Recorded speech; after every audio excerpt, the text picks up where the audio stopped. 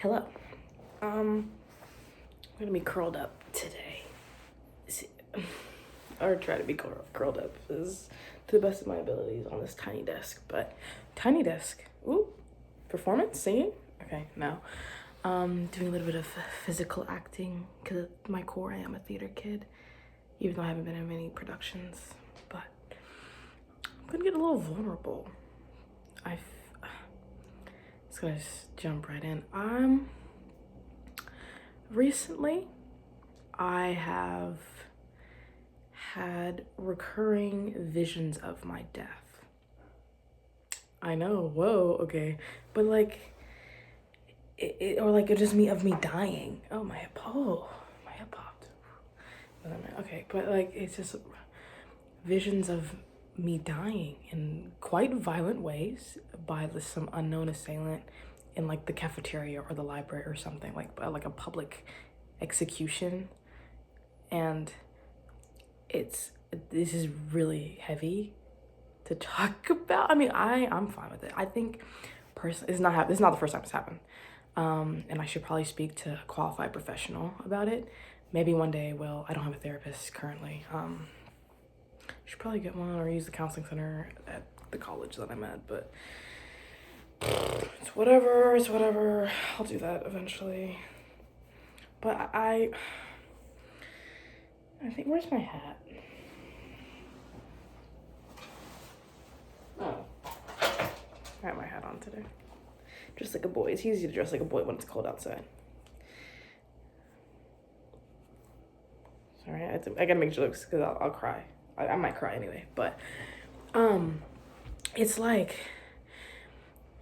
I think it's a byproduct of my overactive imagination and boredom and a desire to feel something, or like feel something that's different. Cause I'm a happy-go-lucky isn't the word. I try to go with the flow as possible, but I might no. I don't know. I am generally happy. Or not happy, but content. Like, and not complacent, but like content. I would say I'm happy with my situation, or I get frustrated, but it's not like prolonged, like feelings of anger or sadness. I mean, I get sad. I've been sad before. Trust me, I've been sad before, but it's just like, it's nothing. Like, I'm just at a place in my life where I'm, content. But I don't know, maybe it's lack of sleep. Maybe it is stress. Maybe it's, I don't know exactly, but I've been getting like flashes and I think a lot too. And I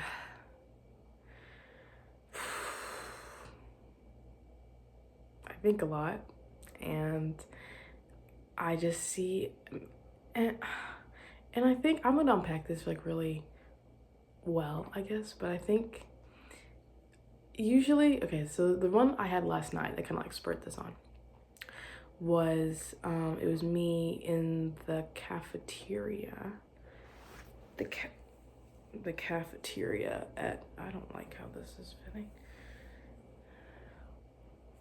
I don't know why, it has like this weird X. It's like a big X. I don't know exactly how it's supposed to fit on my head, but I mean, I have a big head now.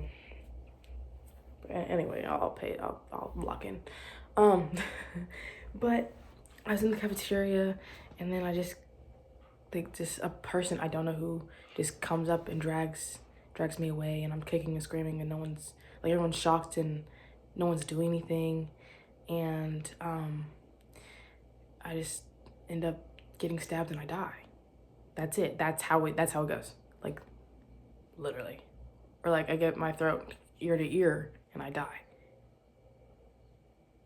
And I've had thoughts of death before, naturally. I don't know, like suicidal ideation. I don't know. I don't know how to talk about it. It's like it's I've come to terms with it. Like, as a Christian, I'm like, I I've been baptized, and I try my best to live right, and I've repented for my sins that I've knowingly committed. Like that if I die, I die, it's fine. But there was a point of my life where where did I want to die? And I wasn't gonna do it myself, kind of like, I'm gonna cry. Okay. Okay. But did I like, I don't like crying on the internet. It's fine, it's fine. But I was like really lonely, and it's like, you know, lonely, and like, not that I wasn't loved or anything. It's just like I just didn't want to be alive, I guess. Like, I was young. It was probably like my freshman year of high school. Yeah, I guess high school. It was really like, if I die, I die. You know, I'm not gonna put myself in situations or like be like self-sabotage or, you know, like that. But it's just like, okay, death is death, and I've come to respect death. You know, as seeing like a lot of people I like care about or loved, you know, pass away. So it's just I don't know. You know, it's natural. You know, death is a natural occurrence and whatnot. So it's just, I don't know. But I think having these like thoughts and, or like the visions, I call them visions. I don't know if that's the right term. But having these scenarios and then being in public places, I think it's like my conscious brain being like, I want to be noticed. I want to be recognized, but I want other people to know me, I guess, or care for me outside the people that I already know and love and who know me. And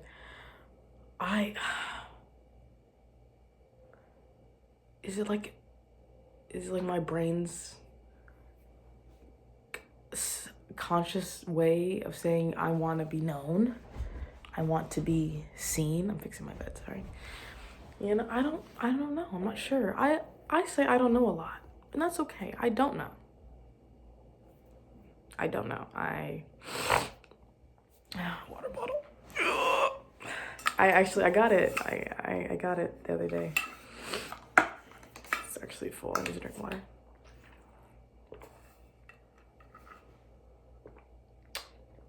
I don't know if y'all can hear me swallow, but sorry. I know it's kind of gross.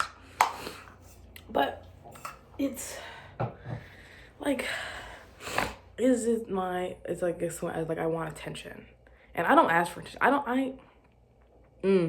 I know that I'm attention seeking. But I would never, I mean, I just admitted it out loud, but I would never tell another person that.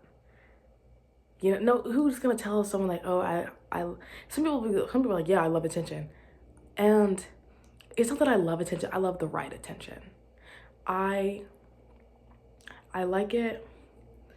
I like it when the people that I want to know me. Or the people that I want to know me. Like specific, like, I like when people notice things about me. Like we went shopping at this like vintage clothing shop, and we got some clothes, and then they were like, Ava, this is so you, and they pulled out like this really cute skirt, and I was like, OMG, that is so me. Like, God, I love it when people notice things. People like being noticed. People like being recognized and being known for who they are.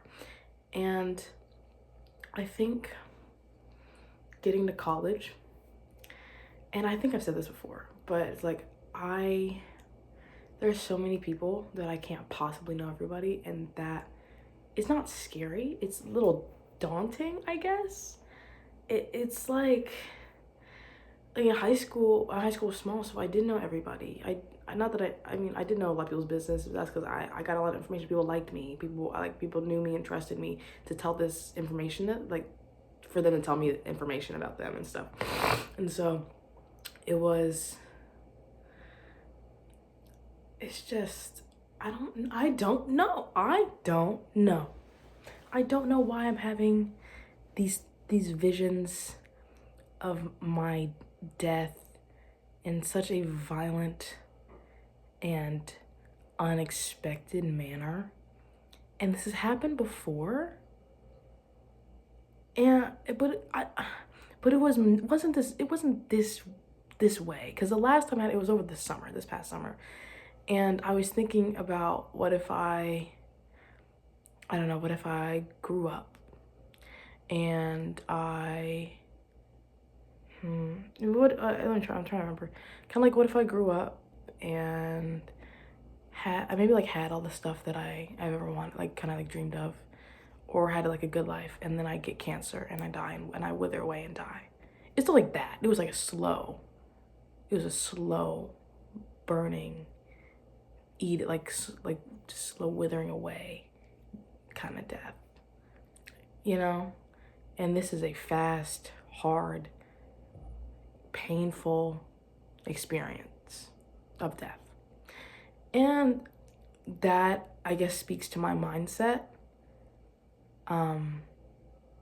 At the time, different situations, like over the summer, I wasn't alone. I mean, I had my sister, but Natalie's always doing other stuff. Natalie's doing off her own thing, having a good time, and hair on my tongue. I'm sorry. That's so gross. My bad, yo. My bad. My bad. But like I wasn't. I mean, I was alone. This is the problem. I think I get alone with my thoughts, and I start thinking. I do love thinking. I love introspection. It's nice. It feels good. But it's just it can be painful. It can be painful. But yeah, I don't know. I was just thinking about that, and I should probably talk to a qualified professional. But I'm not going. This is just bad. I won't say I'm not going to. I will unpack this fully one day. I wanna. I'm confused as to. I really am confused as to why. Like, what is it? And I think it is like the attention part. At least this part. Like over the summer, I don't know what it was like, but I did watch a really, really good movie. It's called Sometimes I Think About Dying. I watched it with, or did I watch it with Dawn? Or I suggested it to Dawn or something. And I was just, no, we watched it together. And I was just like, oh my God, that's me. And it stars Daisy Ridley. And she is like, her name is Fran. And she works in an office, and she sometimes thinks about dying. Like, there are scenes where, I think there's one in the one particular that I was thinking about today, actually. It was where she's looking outside the window, and she works like near like a marina and a pier, and one of the, like, you know, the big industrial hooks that hold like crates and stuff, and it's like lifting something past her window, and she's imagining herself like, you can't see it in full, but she's like imagining herself hanging and being pulled up. Oh my God. Like, yeah, I do think, I do think about dying. And it's a lot. But is this the human condition? I mean, the human condition is a lot of things. It's the human condition, what you make of it. I was thinking about humanism before I came in here to do this for like our honors course and whatnot. And humanism was a few. We're on postmodernism right now, but it was a few units ago. But I was thinking about how it was a lecture, and it's like, man is the measure of everything. Like in context, oh, who was it? I think it was reading. What is it? Pico de Mirandola or something, and it's called the Oration on the.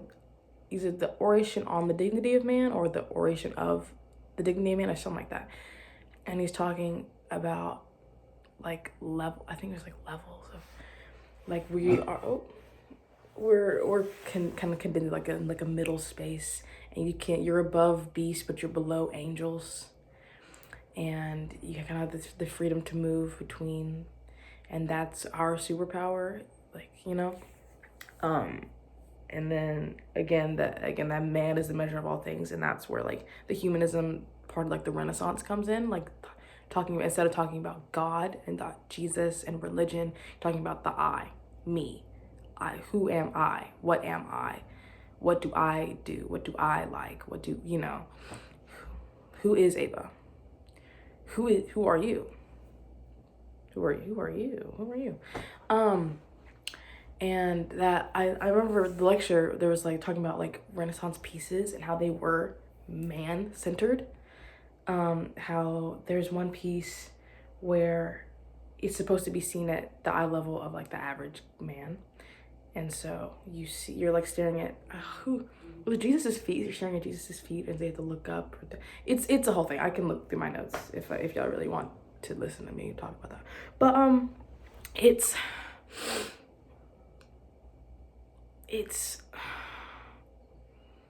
I don't know. I used to think the human condition is to suffer, and maybe it is.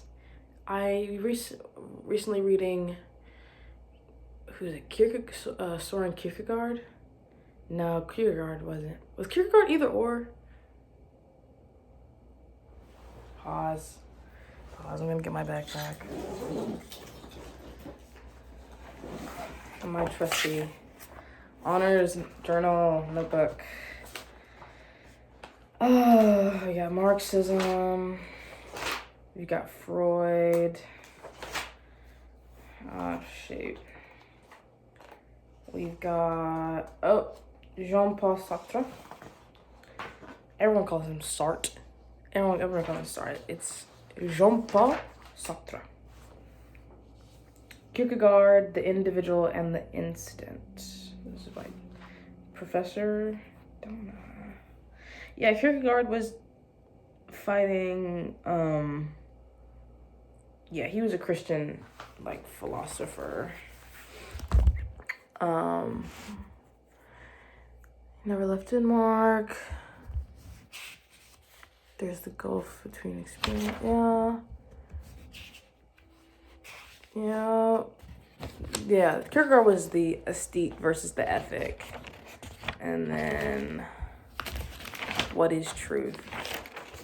And then Sartre was existentialism as a humanism. And I think this is where I was quoting Alphaville because I had I have a friend. I call him more of an acquaintance. We don't talk much outside of certain circumstances. He is from Russia. I talked about him before. My first video, maybe? His name is Alexander, with a K. And no E either. Alexander. But he just goes by Alex. And he recommended Alphaville to me, the movie. Is that Godard? I don't know if that's Godard.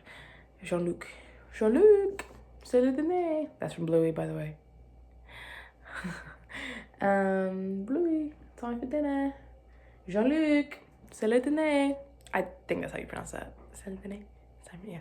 Anyway, but he said this is Alphaville to me, and I quote it in like the journal, because like for honors we have to read a passage, or read like an article or a reading. You guys call them readings, and it's like maybe like on a thinker or philosopher, and then you have to write a journal about it. It's just like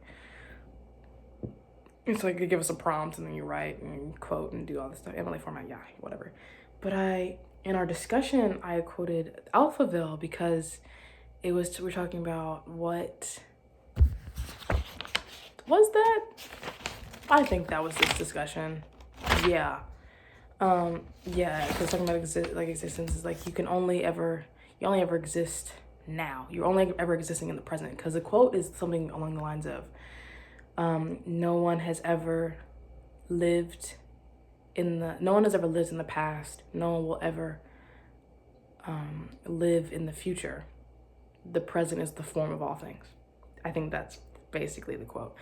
Comes around the middle, I think it's like middle end of the movie. And it's like, yeah, no one has ever lived in the past. It's only ever right now. You can remember the past, but you're not living in it, and you can expect the future, but you're not living. You're only ever living now, in the present, in the now, right? And how am I gonna tie this back to my thoughts of dying? Oopsie. I don't know. I guess I'm being existential. I'm thinking about it because I think we're talking about the human condition. Is it to suffer? Is it? I think Sartre. I think he is the one who was kind of talking about. I'm reading my notes. If you couldn't tell, he was kind of. These notes are too good. How we're condemned to freedom is a way to look at it. We're condemned to choice. Like, we always have the freedom to choose. You can choose to do nothing. That's a choice. I was like, I'm not gonna do anything. You just made a choice. I want to do something. You just made a choice. There's always a choice to be made. And I think that a lot of, I need to finish No Exit.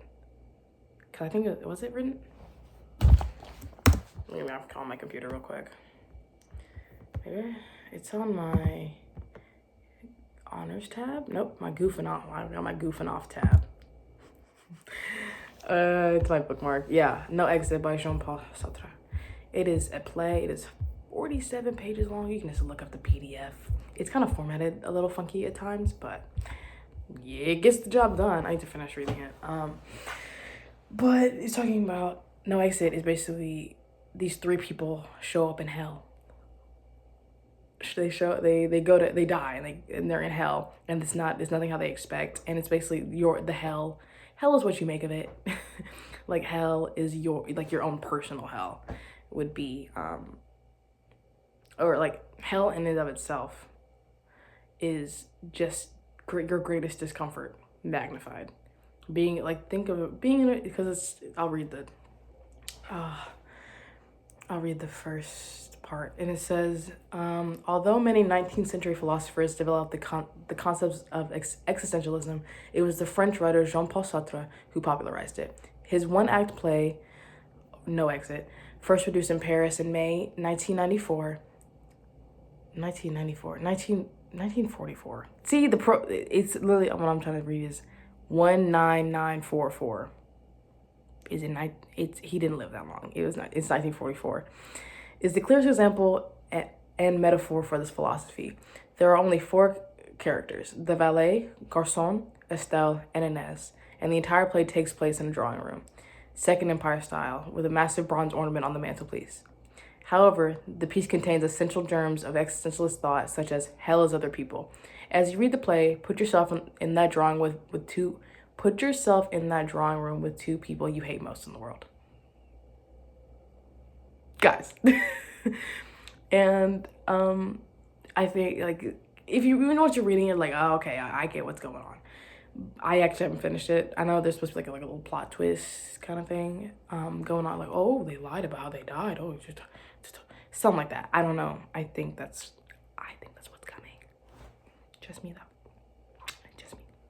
But I think, like, being condemned to choice is, as I said before, you are free. You have your freedom to choose is what binds you, because you always have to make a choice. There's always something going on, and you can be put in situations that constrain your choice.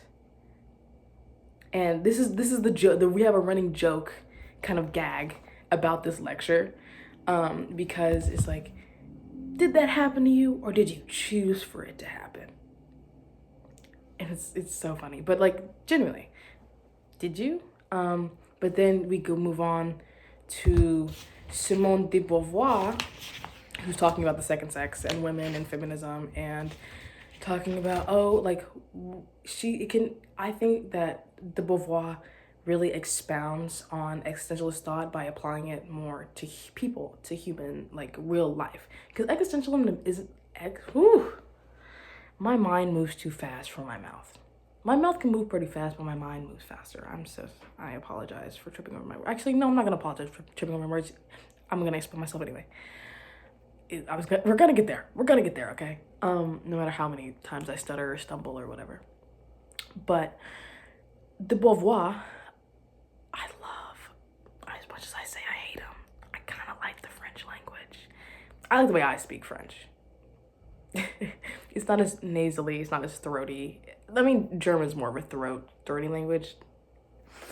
French is all the way up here. It's like, it's also like, there's a spit. I can hear it in your, like, the back of your mouth. Like, it makes me sound like I'm about to spit on you, which I probably am. But Simone de Beauvoir, she is talking more, applying these existentialist principles. Okay, I said that.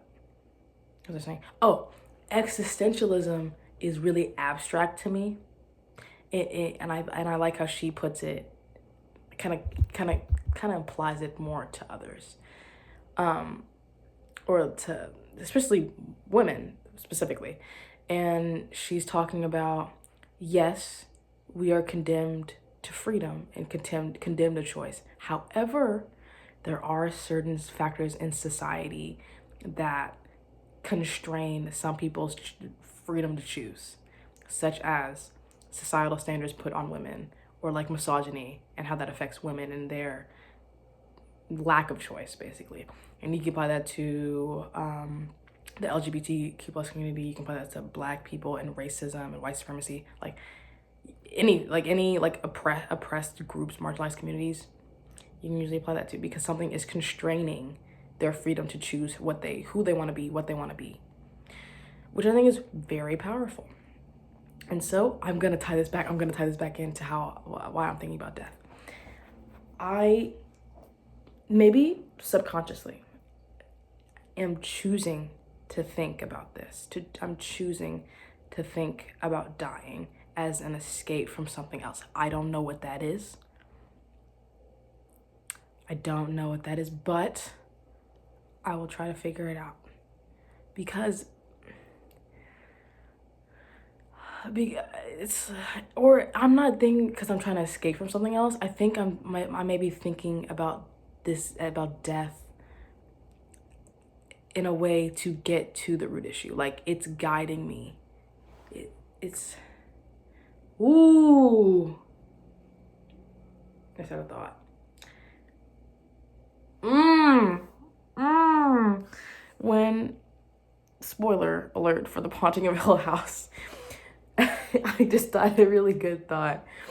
But when Nell it has her monologue in the last episode, and she is talking. Great show, by the way. I cried throughout the entire. I was blubbering. I'm a crybaby, and I usually can't cry. I'm actually really surprised. I'm not that surprised that I cried in front of you guys. Like, it's cool, whatever. My self-disclosure and my vulnerability is at an all-time high right now. Or actually, it's at an all-time high always. I don't know. It's just not a problem for me. But she was talking about how grief is like a tear on the cheek. It's like a warm tear on the cheek, and I just thought about that for whatever reason. And I think that these thoughts of death are guiding me to the issue. And I think the issue is a lack of attention from the object of my desire. Or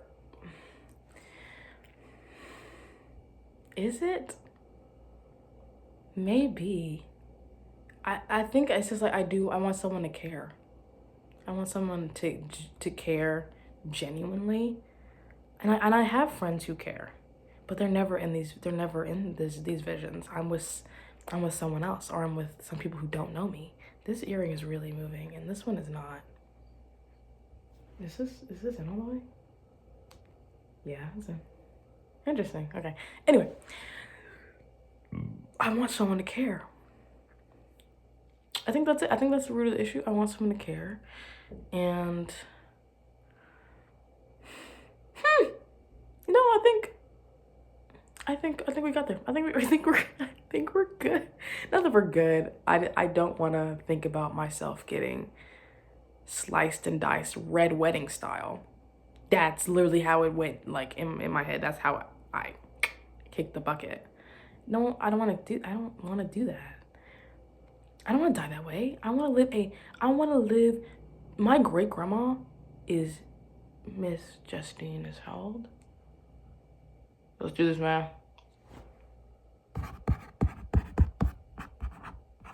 I'm just on my computer with my finger. 1920.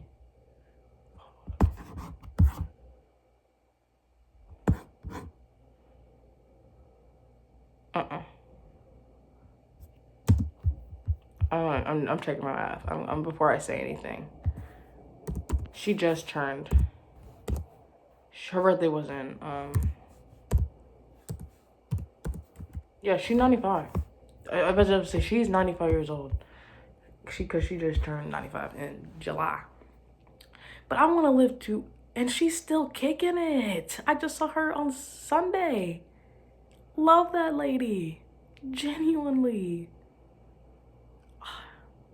I love you. I love my granny. I love all my grannies. I don't have any grandpas left. No, I do. I have one grandpa left. But I want to live a long and happy life full of love and joy and children and grandchildren and family and life. I want to live life. I don't want to die in a cafeteria. I don't want to die in the college cafeteria. What? And I know I'm not. Oh, unless I have another allergic reaction. I did have allergic reaction, and I think it was around September, October, they had pecans and the sweet potatoes, and it was like kind of like a sweet potato casserole, and I didn't know, and I ate like 3 bites, and I felt a crunch. I was like, ah, what is that? I popped the Benadryl, and then came in here to take a nap. Because I was like, you tried to poison me. Because what is wrong with y'all? Because I thought it was just not regular, like, sweet potato yams, you know? Anyway, but I don't want to die. I actually don't want to die. I don't know how 14-year-old me would, my 14-year-old me would also probably be upset. What would younger me think of me now? I think she would think I'm cool. And we're also, like, I'm still the same person. We are going through different phases and different experiences, but I am still the Ava from 10 years ago. I don't dress the same. I'm taller. I'm not that tall, but I'm taller. Okay? Like, I don't care. I don't care what the younger, I mean, I care for younger me. That's me. That's little Ava. I go through baby pictures and I'm like, she's cute and she's gonna experience so much in her life. OMG. But like, I know people on there are like, oh, your inner child. What would your inner child think about you, or what did pass you? And people are like, some people were struggling. We're really struggling. Like, I don't want to impress a mentally ill child. Me, I wasn't Dr. Amara, and I know y'all are mentally ill. That's why I'm gonna build a hospital. Sorry, but I understand that, but I wasn't. I mean, I was weird. I wrote plays. I sang on the playground. I ran around. I was really clumsy. I'm still pretty clumsy. Like, all those experiences that I had back then are what make me now. I would not go back and change anything. I mean, I've made mistakes, but it's what makes me now. So yeah, I think she would think I was cool, but me now, I don't really care if she thinks I'm cool. Why do I care what a 10-year-old says about me? And besides, 10-year-olds think college kids are cool anyway. for the most part. I probably wouldn't. I probably would be super severely unimpressed or overwhelmed with college. I'm like, but I don't know. Huh. Huh. Maybe that's why I think, I mean, going backtracking. Being ignored hurts. Being ignored by a person that you like. I actually don't like anybody right now, which is interesting. That's kind of why I'm still on the fence about the being rejected or ignored by the object of your desire being, of my desire being the root cause. But I just think,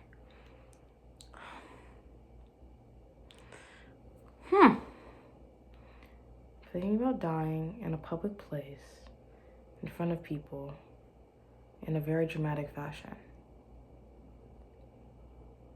Maybe I should take up acting, get into theater, and to express these emotions in a contained manner. Why would someone, unpacking this in a way that the honors college would want me to.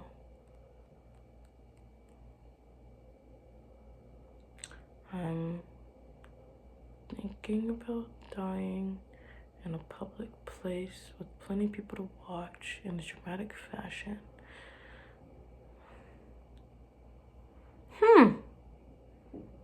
Why? In front of people that I don't know, in front of strangers that I don't know, or people that I would like to know me more. And maybe it is, I do want them to care. I don't need them to like me. I would like them to care that care about what I'm saying, care that I exist, care in some capacity.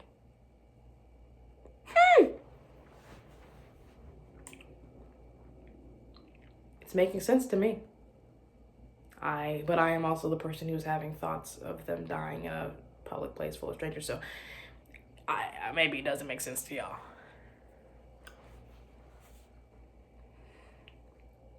But it's making sense to me. I mean, maybe that's all I need. Maybe that's all it takes. I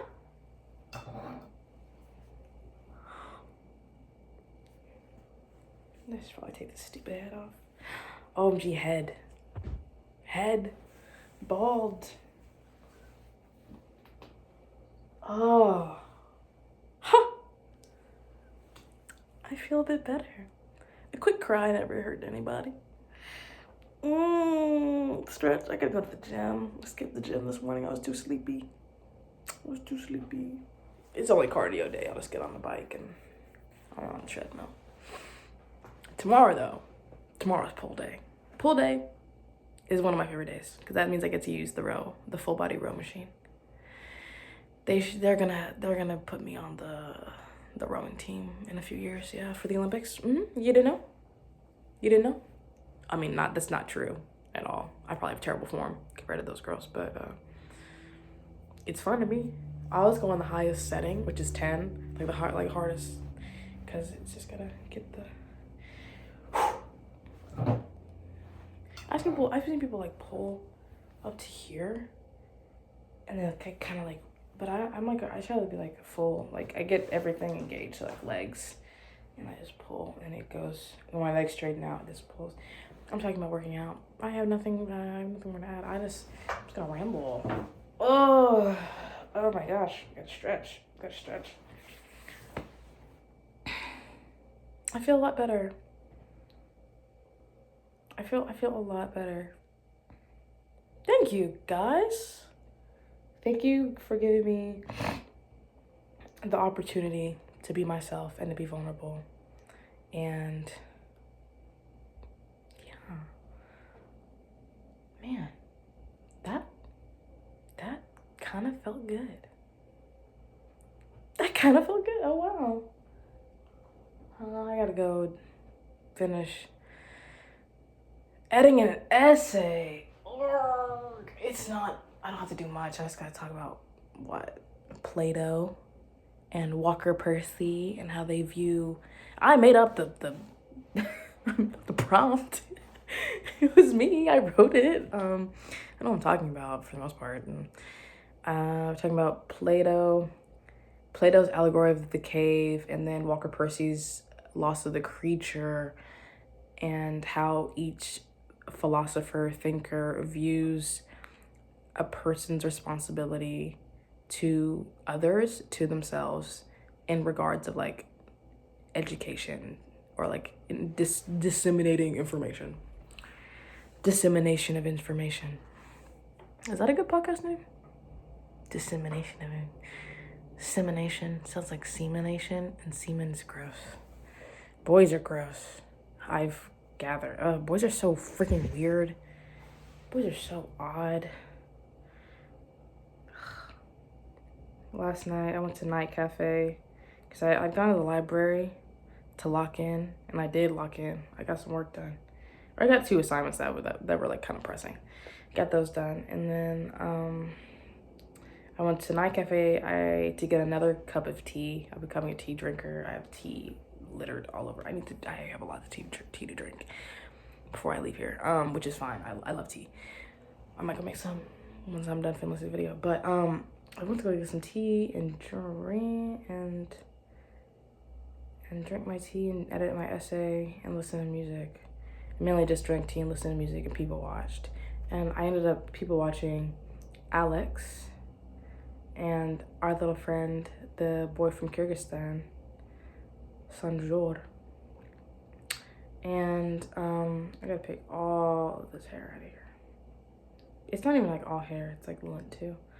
But I'm watching them, and there's like 2 girls. I would go over there, and I never want to bother anybody, but I would go talk to them about something.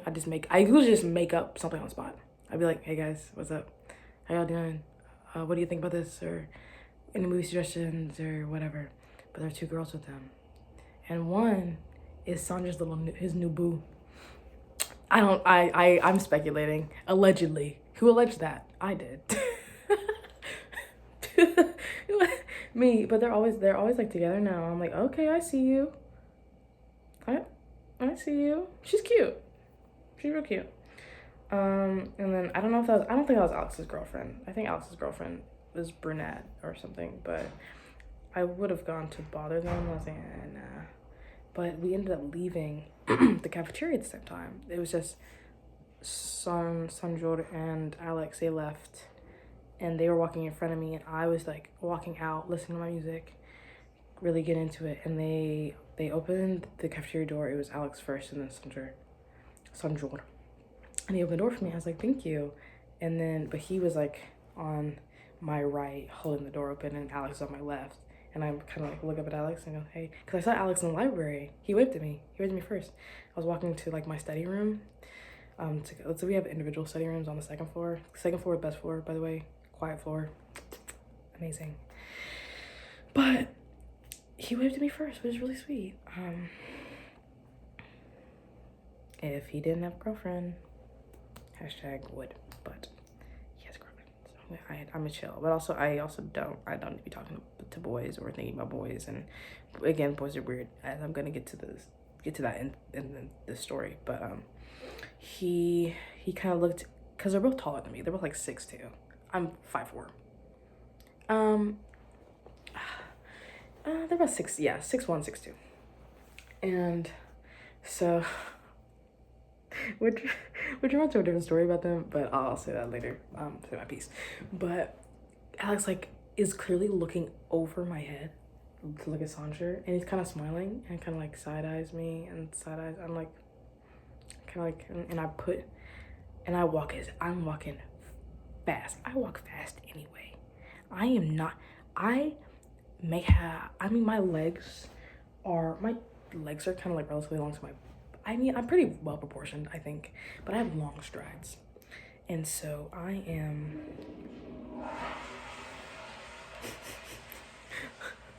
pause.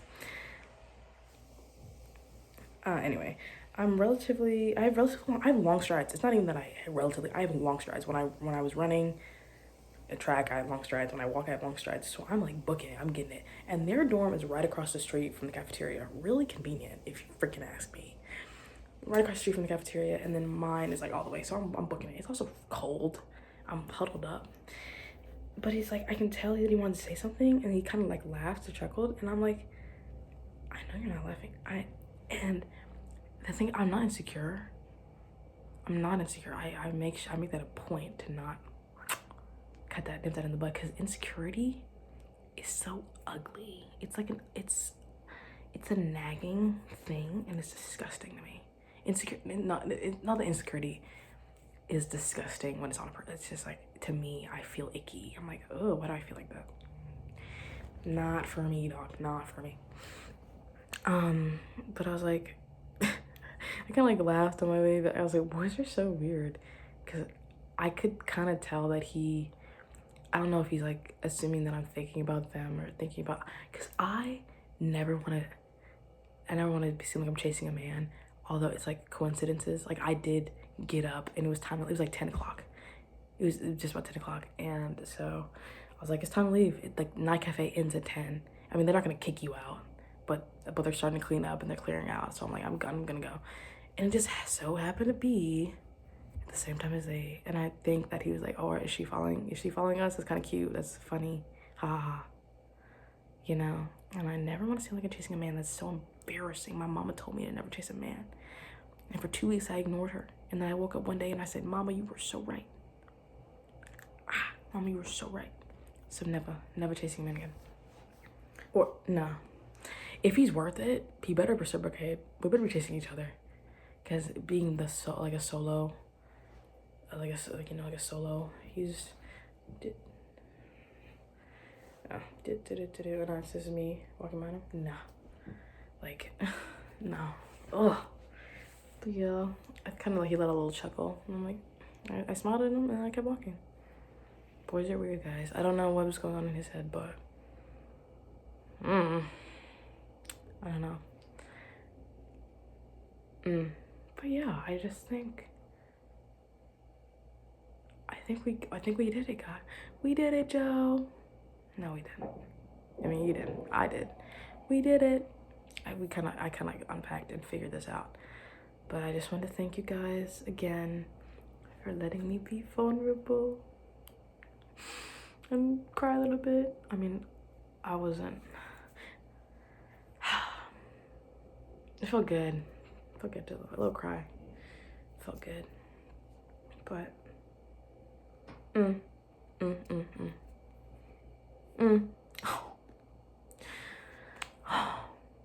love you guys.